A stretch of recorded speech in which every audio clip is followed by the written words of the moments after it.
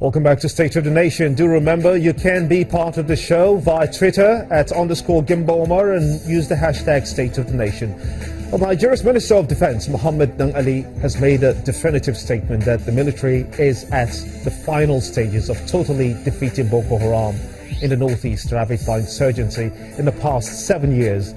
Mr. Dang Ali said that the military was working tirelessly to liberate the remaining areas still occupied by the insurgents from the northeast. The defense minister expressed confidence that the Nigerian military, which was a critical element to national security, would no doubt win the war against terrorism, even as Nigerians are eagerly awaiting for the fulfillment of President Muhammadu Buhari's promise to end Boko Haram activities by the end of December last year, which has passed. Mr. Dan Ali also announced the present administration's determination to build a modern force capable of not only guaranteeing security across the nation, but with the ability to project and sustain Nigeria's leadership position in Africa. Let's take a listen to what he had to say. Without contradicting the contents of your report, you will agree with me appreciable success have been recorded against the Boko Haram insurgents since the assumption of the President Muhammadu Buhari as Commander-in-Chief of the Armed Forces of the Federal Republic of Nigeria. Once again, I want to assure you, and indeed all Nigerians, that the government remains totally unchanged in its commitment to eradicating of insurgency and criminality in the Northeast, in particular, and the nation in general. Let me also use this opportunity to warn any person or group of individuals or organization under whatever cover who wish to test the collective will of this administration to know that we will not fold our arms and allow them to destroy our nation. All relevant security agencies of the Federal Republic of Nigeria have been mobilized and directed to swing into action to identify and stop any possible threat to our national security. Nigeria's Defense Minister Mohammed Dang Ali there. Well, Captain Aliyu Umar, retired, is a member of the Presidential Advisory Committee on Intelligence Sharing. He joins me now in the studio, and thank you so much indeed for coming on State of the Nation at this time. One important phrase by the minister, we are at the final stages of defeating the insurgents. Can that be said of a guerrilla-style warfare? Yes, it can. It all depends on what you're looking at.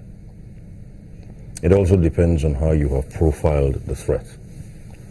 I happen to be a member of the Interministerial Committee for handing over of liberated areas from Boko Haram by the military. What I mean by that is the areas have been liberated. They have reached a certain stage where we are confident people can now return to their homes. This position is fed by the need for the army to enter the next phase of the battle against insurgency. And they cannot possibly apply themselves fully to that mop-up phase if they have to play the role of civil defense, they have to play the role of police, they have to play the role of road safety.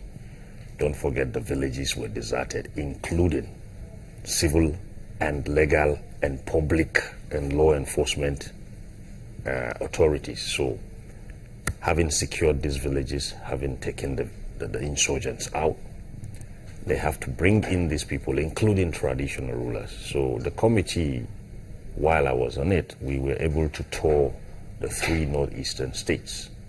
And having toured the 3 northeastern states, we discovered that a good percentage, an appreciable percentage of the areas have been liberated. But most people are still not confident to go back home. So we are now going to build confidence by first and foremost deploying civil and law enforcement agencies, deploying traditional institutions back home.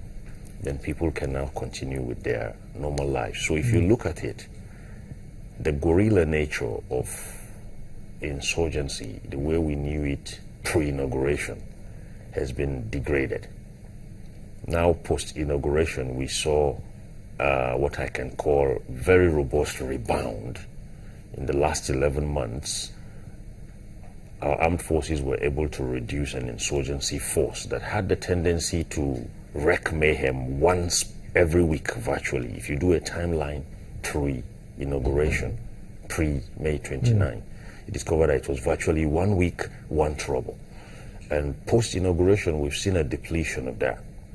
And I was there myself. I was privileged to be in a few gunfights.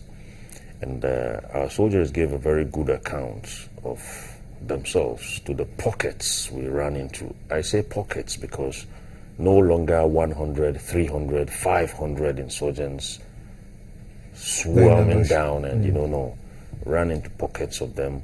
They are basically on the run. Most of them are already stragglers, if I can put it that way. And what form, what shape do you expect to see from the authorities in their efforts to establishing civil authority in the liberated areas? What do you expect to see?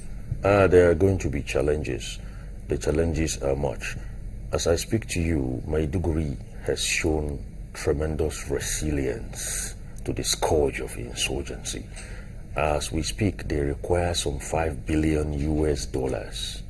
I was shown documents by the Honorable Minister for Reconstruction, Rehabilitation and Resettlement, Honorable Babagana Umara. I interfaced with him closely, one-on-one, and they require some $5 billion US to bring that town back to what it was before the onslaught, and to be able to take people to houses, to villages, to homes that have been set back by $5 billion. There's going to be a lot of challenges. There's going to be still more sacrifice.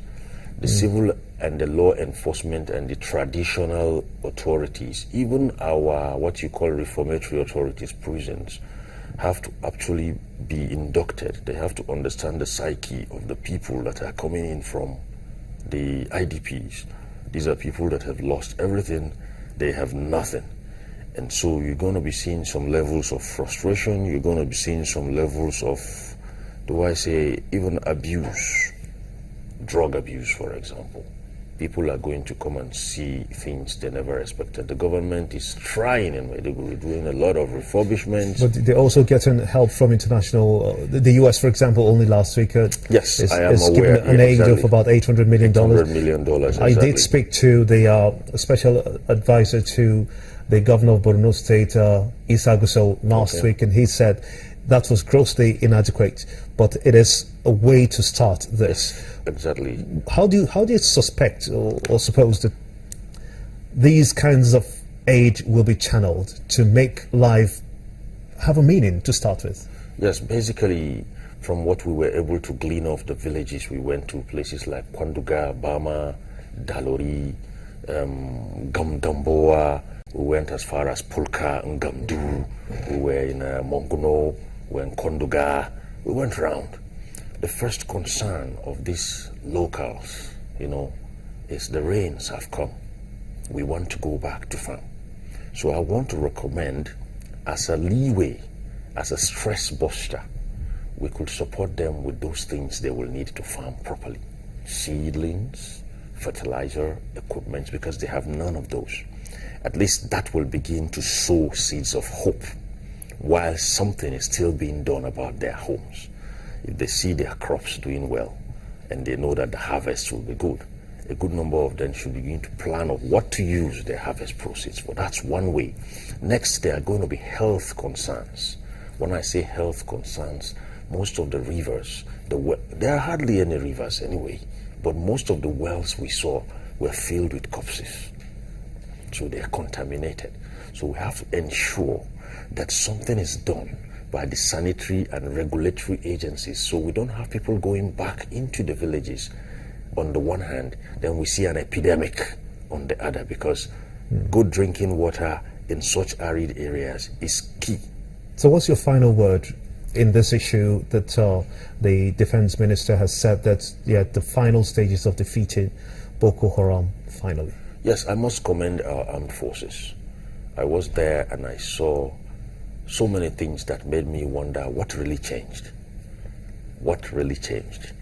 from comparatively 1 year ago. And what is my final word? My final word is we're about to enter the next phase of winning the war against insurgency. And the next phase is going to be less about the armed forces and more about civil or constituted civil authority.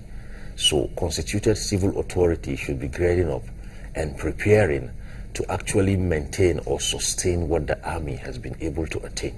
Captain, so the army can move further. Captain Ali Omar, thank you so much indeed for sharing your time and your thoughts. Member of the Presidential Advisory Committee on Intelligence Sharing. Thank you so much indeed for coming on State of the Nation. Well, the government has given till the second week of April before the long queues at petrol stations ease off, saying that it has imported enough products in the short term. Experts have said that the long-term solution to the fuel crisis in Nigeria is getting the refineries in Kaduna, in Warri, and in Port Harcourt to work. Also, the president has received the budget 2016 from the National Assembly. He says that he will have to go through the document carefully to see that it has not been altered. Also, Nigeria's Vice President, Professor Yemi Osinbajo, says that the federal government has developed a strategic implementation plan for the 2016 budget. Professor Osinbajo said that the plan articulates 6 thematic strategies that will constitute the short-term priority of the government over the next 12 months. And one of the priority actions, according to him, is a plan for lasting change in the policy environment, national security and governance. He said that it will enable the government to achieve an appropriate foreign exchange regime, increase low interest lending to the real sector. The government is also set to maintain sustainable debt management strategy, introduce fiscal incentives to improve collections and intensify the war against corruption by increasing transparency, accountability and compliance with the law and order, and of course intensify public procurement reforms in projects to obtain value for money and cut costs. And that's State of the Nation. Join me again next time. I am Gimba Omar. Thanks for watching.